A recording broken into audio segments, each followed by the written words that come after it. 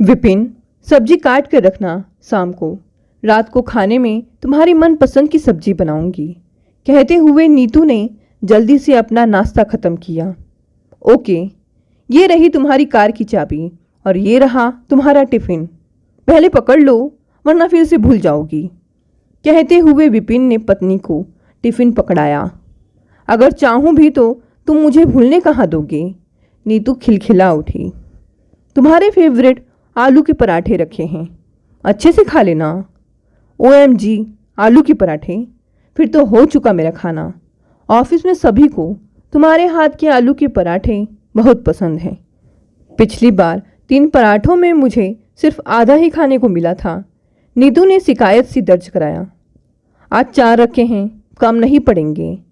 Take care baby, Neetu का माथा चूमते हुए विपिन ने कहा। पर्स उठाते हुए नीतू उसके कान के करीब धीरे से फुसफुसाई और मुस्कुराती हुई कार पार्किंग की तरफ चल दी। देख रहे हो जी, सबके घरों में बेटा ऑफिस जाता है और बहू घर के काम संभालती है, पर मेरे यहाँ तो उल्टी गंगा बह रही है। मैडम जी सच संवर कर एक हाथ में पर्स और दूसरे हाथ में कार की चाबी घुमाती हुई काम पर निकल गई हैं और मेरा सीधा साधा बेटा उनकी गुलामी कर रहा है। घर से ही ऑफिस का काम करता है और दिन भर घर भी संभालता है। हाय रे किस्मत। बेटे को बहू के लिए टिफिन बनाते देख सामने के बेडरूम में पति अमर जी के साथ बैठी विपिन की मम्मी सरला का भुनभुनाना चालू था। छोड़ो जी भगवान, जब अपना ही सिक्का खोटा हो तो परखने वाले का क्या दोष। कितनी बार समझाया बहू को कि इतनी छूट मत दे, आखिर है तो औरत जात। एक बार बाहर की हवा लगेगी तो सिर पर बैठकर नाचेगी, लेकिन साहबजादे को कौन समझाए। छोड़ो जाने दो, हमें क्या करना है।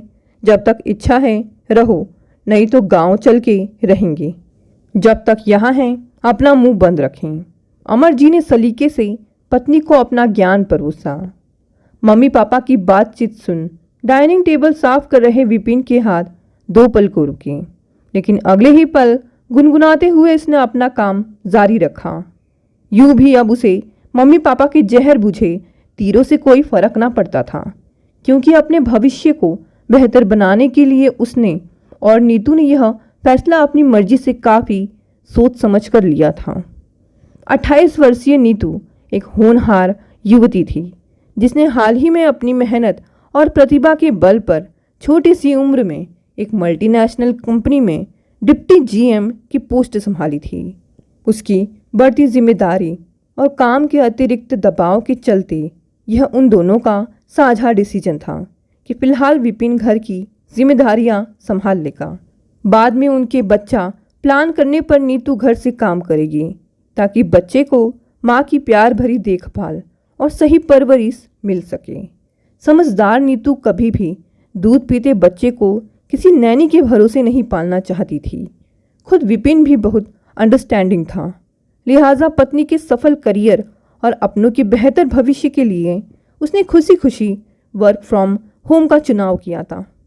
हालांकि यंग कपल अपने इस निर्णय पर काफ़ी खुश था, पर गाहे बगाहे उन्हें अपने बड़ों के कोपभाजन का शिकार बनना ही पड़ा था। दरअसल विपिन के पेरेंट्स पुरानी सामाजिक मान्यताओं के पक्षधर थे, जिन्हें बेटे बहू की आधुनिक सोच और निर्णय हजम नहीं होते थे। पहले पहल उनके तंज कसे जाने पर विपिन व्यथित हो अपना आपा खो बैठता था, मगर नीतू उसे जल्द ही संभाल लेती थी। वह जानती थी कि आधुनिक दौर के बदलाव की यह बयार धीरे धीरे ही सही उनके बड़ों को अपनी गिरफ्त में जरूर ले लेगी। इसीलिए वह विपिन को समझाया करती थी, पर मम्मी पापा के चरित्र का दोहरा मापदंड विपिन की समझ के बाहर था। वह जानता था कि कैसे यही मम्मी दीदी की शादी के बाद नाते रिश्तेदारों और आस पड़ोस में जीजा जी की तारीफ करती ना थकती थी, क्योंकि वे घर के तमाम कामों में बराबरी से दीदी का हाथ बटाते थे। लेकिन आज बेटे के वही काम करने पर बहू गुनहगार बन गई थी। वह समझ ना पाता था कि यह कौन सी सामाजिक व्यवस्था थी जिसमें दामाद के घर का काम करने पर उसकी तारीफ के कसीदे पढ़े जाते थे और अगर बेटा वही काम करे तो वह जोरू का गुलाम कहलाता था। बहरहाल डाइनिंग टेबल साफ कर उसने मम्मी पापा को आवाज़ दी और उन्हें भी आलू के गर्मा गर्म पराठे दही के साथ परोसे।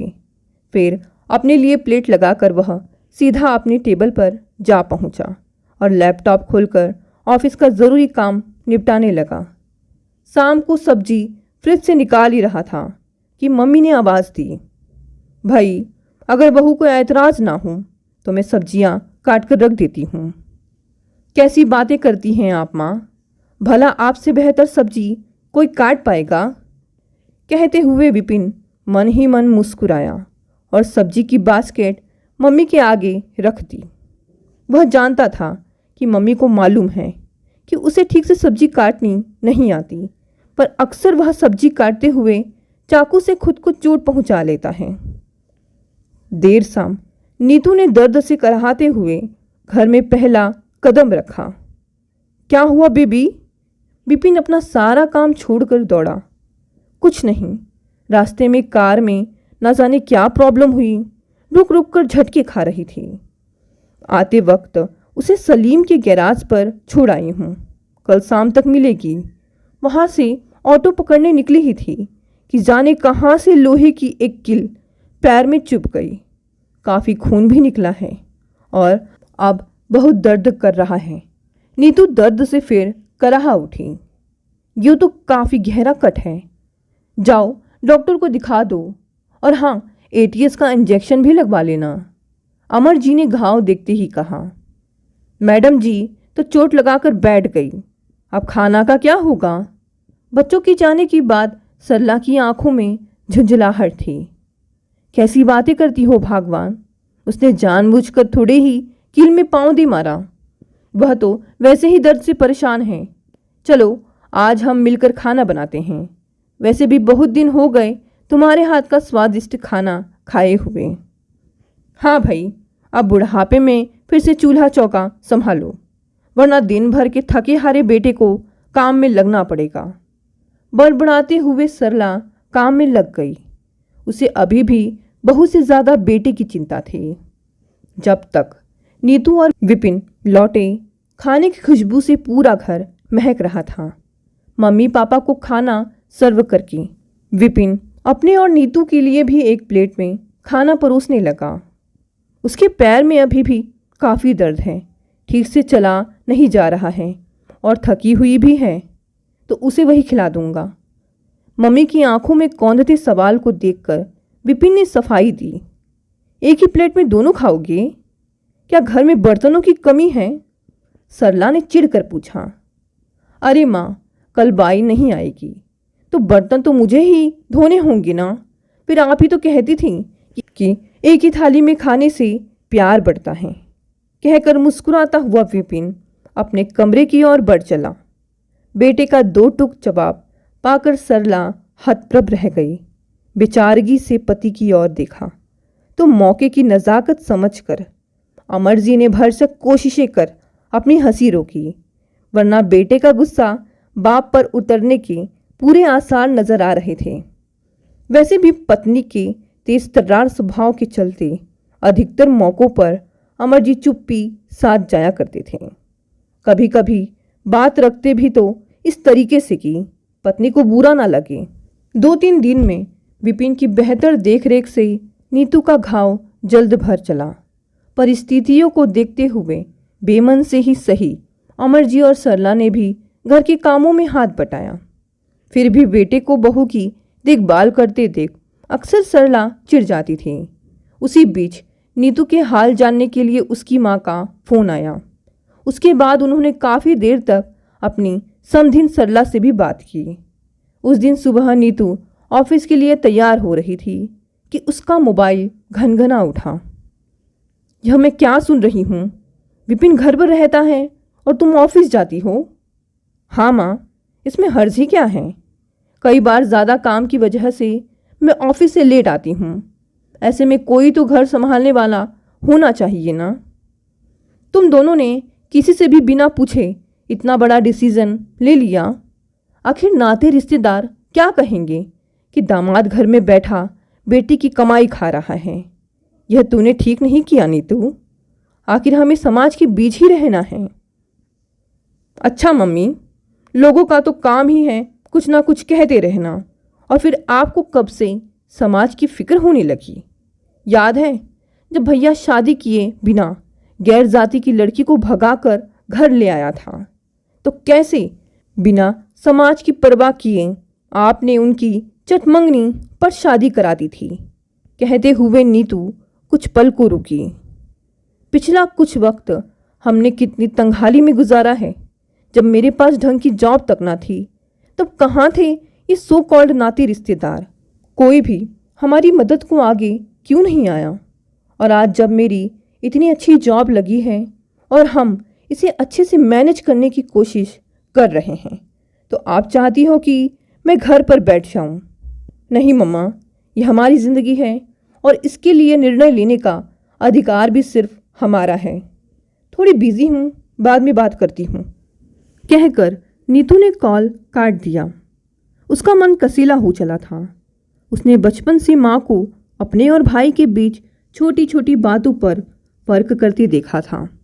आज भी भाई आवारागर्दी करते हुए माँ की आंखों का तारा था, और वह अपने सफल करियर के बावजूद उनकी आंखों की किरकिरी।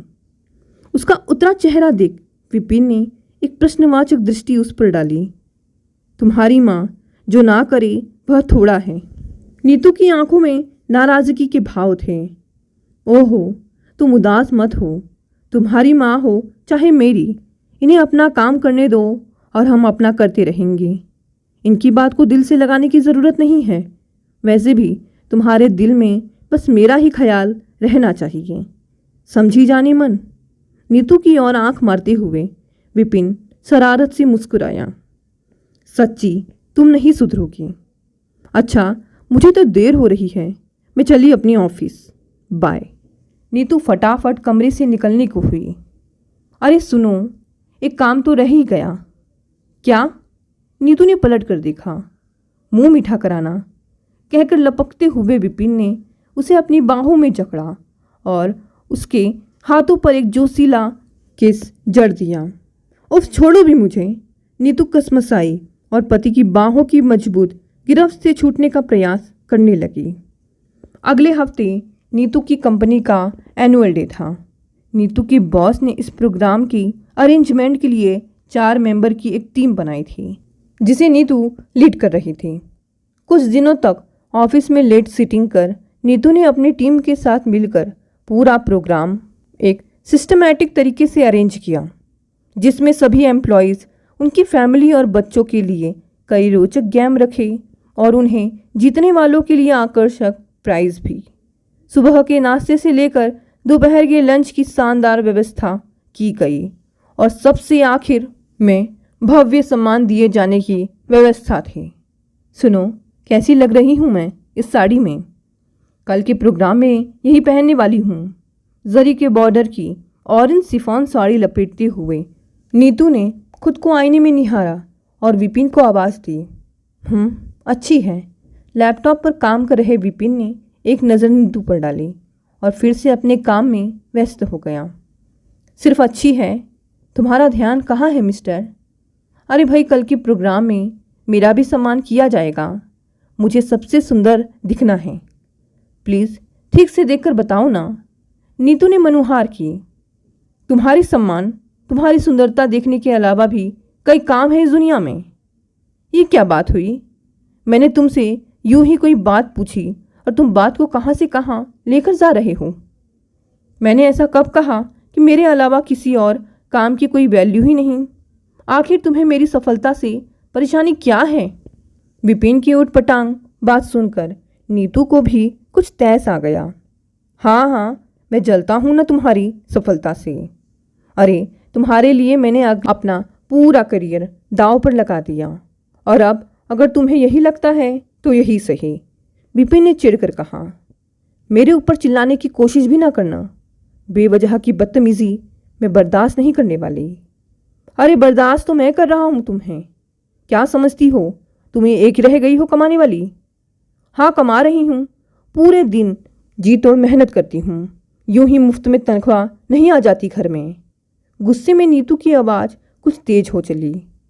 मुझे अपनी सैलरी का धोस ना देना, मैं आज भी घर का पूरा खर्च चला सकता हूँ। तो ठीक है, अगर तुम्हें मेरा काम करना इतना ही बुरा लगता है तो मैं कल ही अपने कंपनी से रिज़ाइन कर देती हूँ, कहकर नीतू सुबकने लगी।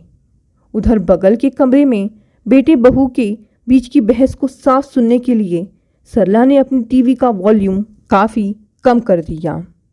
मैं जानती थी यही नौबत आने वाली है। घर पर बैठे मर्द की कोई इज्जत नहीं होती है कमाऊ बीवी की नज़रों में। देखा कैसे मेरे बेटे को जलील कर रही है। अब भी विपिन को समझ आ जाए तो अच्छा है, कहते हुए सरला ने पति के सामने अपनी भड़ास निकाली। वैसे बेटे और बहू के बीच की बहस सुनकर उसे बड़ा सुकून मिला था। उधर विपिन ने सुबुक रही नीतू की ओर धीरे से पानी का गिलास बढ़ाया। सॉरी, मेरे कहने का यह मतलब नहीं था। पहले मुझे यह साफ साफ बताओ कि हुआ क्या है। आखिर जो बातें हमारे बीच पहले से ही क्लियर हैं, उन पर बहस छेड़ने का क्या मतलब है। मैं जानती हूँ तुम बेवजह इस तरह की बातें नहीं कर सकते। सच्ची बताओ, क्या तुम किसी टेंशन में हो?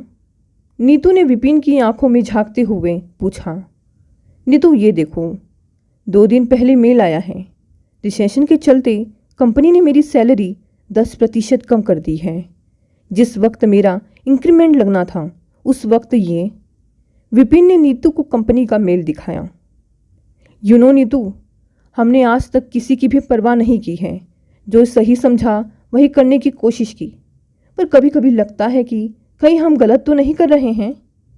मेरा मतलब यह मेरी जिम्मेदारी है कि मैं तुम्हें जीवन के सारे सुख दूँ, पर मैं अपनी जिम्मेदारी ठीक से उठा नहीं पा रहा। इधर हमारे पेरेंट्स हमारे इस डिसीज़न से खुश भी नहीं हैं। अब लगता है तुम पर मैंने सारी जिम्मेदारी लाद दी है। मेरे मन में 2-3 दिन से यही ऊहापोह चल रही है कि कहीं अनजाने में मैं अपनी जिम्मेदारी से भाग तो नहीं रहा हूँ। विपिन का स्वर गिल्ला हो चला। पहले यह बताओ कि तुमने मुझे यह बात पहले क्यों नहीं बताई? तुम अपने एनुअल डे की तैयारियों में बिजी थी, इसीलिए मैं तुम्हें डिस्टर्ब नहीं करना चाहता था। देखा मेरे भोले हस्बैंड, हमें एक दूसरे से सिर्फ प्यार ही नहीं बल्कि एक दूसरे की परवाह भी है। तभी तो मेरी खुशी के लिए 2 दिन से तुम यह दर्द अपने भीतर समेटे रखा। विपिन, प्यार में जिम्मेदारियों का बंटवारा नहीं होता। जब जिसके हिस्से में जो काम आए कर लिया। इसमें किसी तरह का कोई कॉम्प्लेक्स फील नहीं होना चाहिए। अरे, जब तुम घर का काम खुशी खुशी समेट लेते हो तो मुझे भी कमाने की जिम्मेदारी उठाने में संकोच कैसा?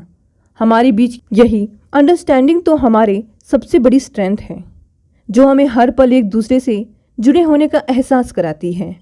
और यही भीना सा एहसास हमारी सच्ची खुशी और हमारे सफल जीवन का परिचायक है। कहते हुए नीतू ने विपिन का सिर अपनी गोद में रख लिया।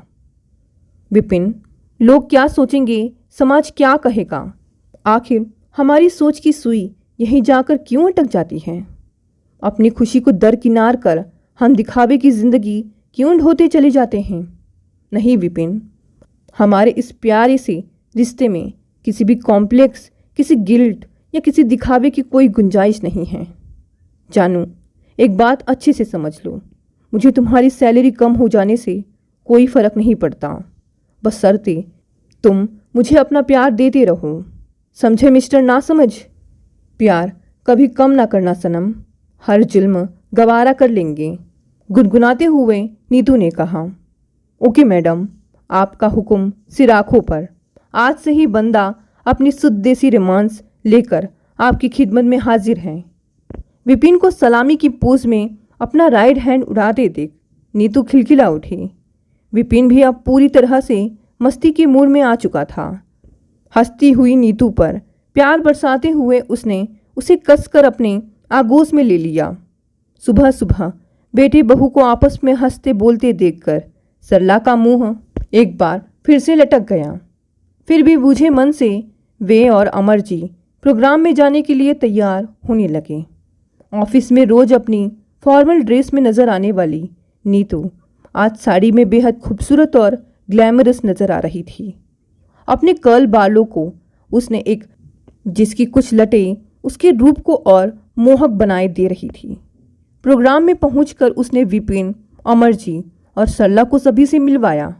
निर्धारित रूपरेखा के अनुसार सभी प्रोग्राम अच्छे से निपट चुके थे। अब सम्मान समारोह की बारी थी। स्टेज पर नीतू के मैनेजिंग डायरेक्टर आ चुके थे। उन्होंने अपने सभी एम्प्लॉयज़ को धन्यवाद अदा करते हुए खुले दिल से उनकी मेहनत की सराहना की। स्टेज पर जब बेस्ट एम्प्लॉय के लिए नीतू का नाम पुकारा गया तो तालियों की गड़गड़ाहट से पूरा हॉल गूंज उठा। दोस्तों, सबसे पहले आप सभी के प्यार का बेहद शुक्रिया। सर, इससे पहले कि मैं आपके हाथों से ये अवार्ड लूँ, मैं यहाँ पर उसके सही हकदार को बुलाना चाहूँगी जिसने आज तक मेरी तमाम जिम्मेदारियों को साझा किया है। मैं उसके साथ अपने इस सम्मान को साझा करना चाहूँगी। विपिन, प्लीज़ आओ। विपिन और नीतू के ट्रॉफी हाथ में लेते ही एक बार से फिर तालियां बज उठीं। शुक्रिया विपिन कि तुमने सदा मेरा साथ दिया। वह तुम ही थे कि जिसने सोसाइटी की परवाह किए बिना हमारे घर को संभाला। वह तुम ही थे कि जिसने घर की जिम्मेदारियों से मुक्त करने के लिए मुझे इतना वक्त दिया कि मैं बेफिक्री से अपने ऑफिस की जिम्मेदारियों को निभा सकी। बस अपना साथ और प्यार यूं ही लुटाते रहना। कहते हुए नीतू विपिन के गले जा लगी। तालियों की गड़गड़ाहट एक बार फिर से तेज हो उठी थी। डायरेक्टर ने एक बार फिर से सभी को मुबारकबाद दी। दोस्तों, आज नीतू जैसे एम्प्लॉयज़ का कंपनी में होना हमारे लिए गर्व की बात है। अपने 35 वर्षों के अनुभव में मैंने ऐसा खूबसूरत रिश्ता नहीं देखा। नीतू और विपिन जैसे युवा हमारे समाज की सोच को एक नई दिशा दे सकते हैं।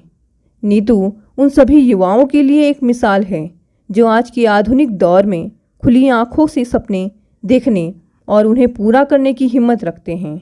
मैं नीतू को उसकी आने वाले सुनहरे भविष्य के लिए ढेरों शुभकामनाएं देता हूँ। तालियों के तेज शोर में इस बार सरला और अमर जी के हाथ भी अपने आप बेटे और बहू की खुशी में शामिल हो लगातार बजते जा रहे थे।